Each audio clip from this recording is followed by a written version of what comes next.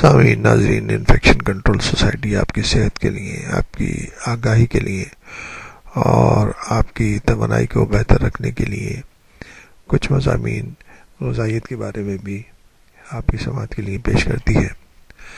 Frozen اور ڈبہ بند غذاؤں کے بارے میں ہم آپ کو بتانے چاہ رہے ہیں کہ ان کے اندر غذائیت کی موجودگی کس طرح یعنی کہ بہتر طریقے سے موجود رہتی ہے، اگر ہے، اور کیا طریقہ کار ہیں جن کے ذریعے ان کو محفوظ کیا جاتا ہے۔ ڈبہ بند غذائیں یعنی کین فوڈ کے بارے میں ہم آپ کو بتا رہے ہیں کہ غذاؤں کو بند ڈبوں میں محفوظ کرنے کا طریقہ فریزنگ سے پرانا ہے۔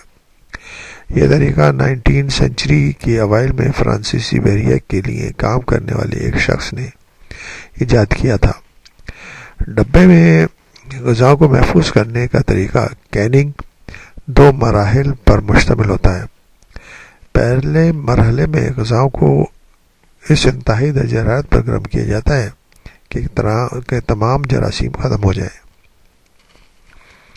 اس کے بعد اس کو ٹن کے ایک ایسے ایئر ٹائٹ بند ڈبوں میں رکھا جاتا ہے جہاں ہوا کا بالکل گزر نہیں ہوتا۔ اس طرح غذاؤں میں آکسیڈیشن کے عمل سے محفوظ رہتی ہیں۔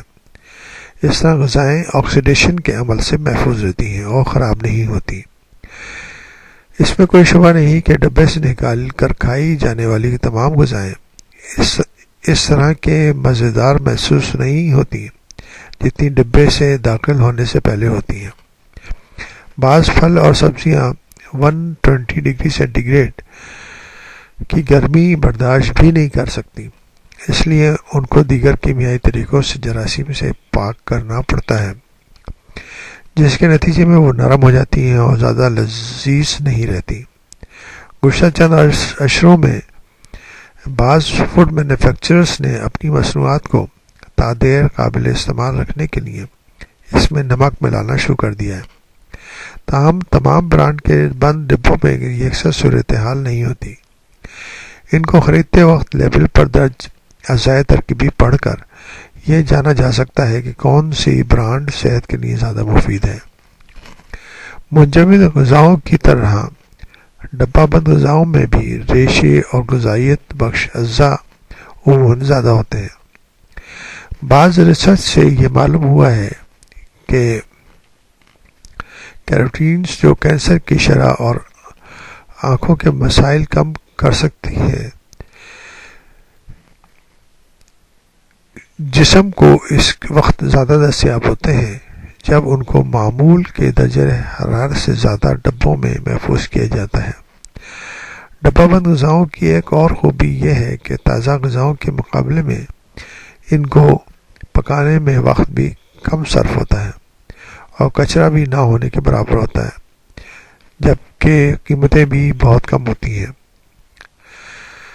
لفٹس یونیورسٹی کے ایک جائزے میں دیکھا گیا ہے کہ پروٹین سے لبریز چتگبری پھلیوں کی ایک سرنگ خشک پھلیوں کے مقابلے میں $1 کم مل رہی تھی، جبکہ کین میں محفوظ پالک تازہ پالک کے مقابلے میں 85% سستا ہوتا ہے۔ تو بعض چیزوں کی قیمت اس وجہ سے کم کی جا سکتی ہے کہ ان کو فارم سے ڈائریکٹلی مینوفیکچرنگ کمپنیوں میں لے جایا جاتا ہے اور ان کی صفائی کر کے ان کو محفوظ کر لیا جاتا ہے، اور بلک میں خریدی ہوئی اشیاء کو صفائی اور کٹنگ اور اس کی محفوظ کرنے کے بعد بھی ان کی قیمت مناسب ہی رہتی ہے۔